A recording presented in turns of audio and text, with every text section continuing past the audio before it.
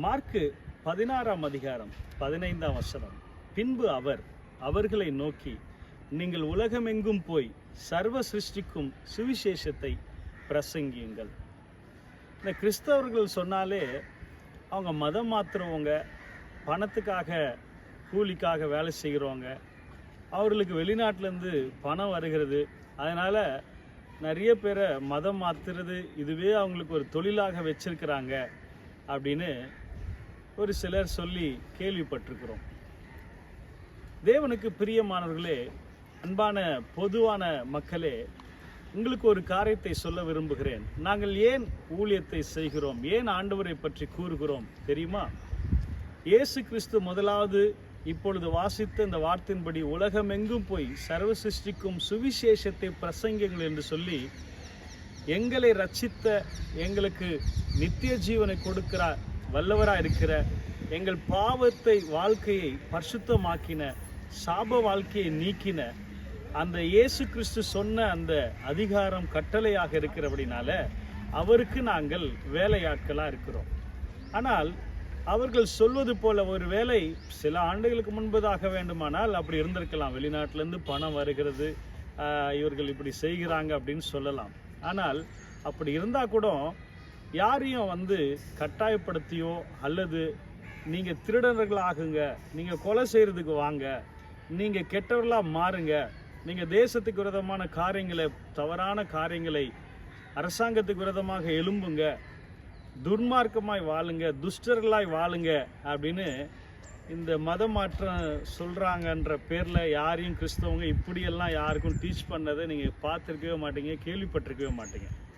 ஆனால் இது அப்படியே இப்படிப்பட்ட பாவிகளை அவர்கள் நல்லவர்களாக மாற்றுகிற காரியத்தை தான் இவர்கள் செய்கிறார்கள். இன்னொரு விஷயம் பிரியமானவர்களே, எங்களை ரட்சித்த அந்த ஆண்டவராக இயேசு கிறிஸ்து இந்த வாழ்க்கைக்கு பிறகு ஒரு வாழ்க்கை, நித்திய ஜீவனை கர்த்தர் எங்களுக்கு வைத்திருக்கின்ற நம்பிக்கையை இதை பார்க்கிற நீங்களும் பெற்றுக்கொள்ள வேண்டும் என்கிறதான நல்ல எண்ணத்தில் தான் நீங்கள் நரகத்துக்கு போயிடக்கூடாது என்ற ஒரே ஒரு காரணத்துக்காக தான் உங்களுக்கும் இப்படிப்பட்ட ஆண்டவராக இயேசு கிறிஸ்துவை நாங்கள் போகிற இடங்களில் அறிவித்து கொண்டிருக்கிறோம். இன்னைக்கு நாங்கள்லாம் எவ்வளோ கஷ்டங்களை இருந்தாலும் ஆண்டவருக்காக நாங்கள் ஓடிக்கொண்டிருக்கிறோம். ஏனென்றால் இந்த உலகம் அநித்தியமானது, நித்தியமானது பரலோகம். நித்தியமானவர் இயேசு கிறிஸ்து. அவரை விசுவாசிக்கிறவங்களுக்கு பரலோக ராஜ்யத்தை கொடுப்பேன் என்று சொன்ன வார்த்தைக்கு இணங்கி நாங்கள் எவ்வளோ கடினமான கஷ்டங்கள் இருந்தாலும் சில பேர் அதை பிஸ்னஸாக ஒரு சிலரை பார்த்து எல்லாரையும் நீங்கள் இப்படி பணத்துக்காக சம்பாதிக்கிறதுக்காக நீங்கள் இந்த தொழிலில் வர்றீங்க, இந்த ஊழியத்தை செய்கிறீங்க, மதம் மாத்துறீங்க அப்படின்னு சொல்கிறது மிகவும் தப்பான தவறான ஒரு காரியம். ஆகவே இதை பற்றி தெரிந்து கொள்ளாமல் நீங்கள் இப்படி பேசுவது அது நீங்கள் செய்கிற பாவமாக கூட இருக்கலாம். ஆகவே அருமையான தேவ பிள்ளைகளே, இதை பார்க்கிற பொது ஜனங்களுக்கு நான் அன்பாக சொல்லிக் கொள்ளுகிறது என்னவென்றால், எங்களுக்கு எந்த பணமும் வெளிநாட்டிலேருந்தோ மற்ற உதவிகளோ மனுஷகிட்ட இருந்தோ நான் வரது கிடையாது.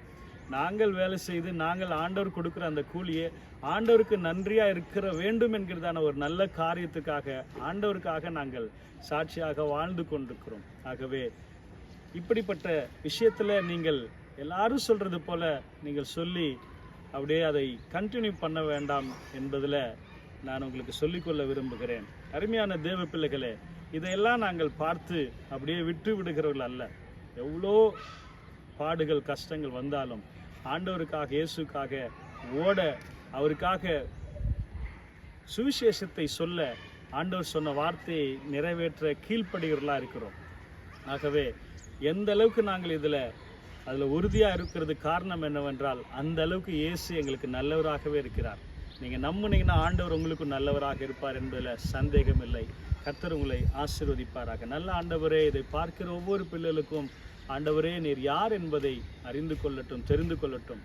உமது பக்தன் சொல்லுகிறான், கர்த்தர் நல்லவர் என்பதை ருசித்து பாருங்கள், அவர் மேல் நம்பிக்கையாக இருக்கிற மனுஷன் பாக்கியவான் என்ற வார்த்தையின்படி அவளை ஆசீர்வதியும், நீர் பெரிய காரியங்களை செய்யும், பொறுப்பெடுத்துக் கொள்ளும். இயேசுவின் நாமத்தில் ஜெபிக்கிறோம் நல்ல பிதாவே, ஆமென். God bless you.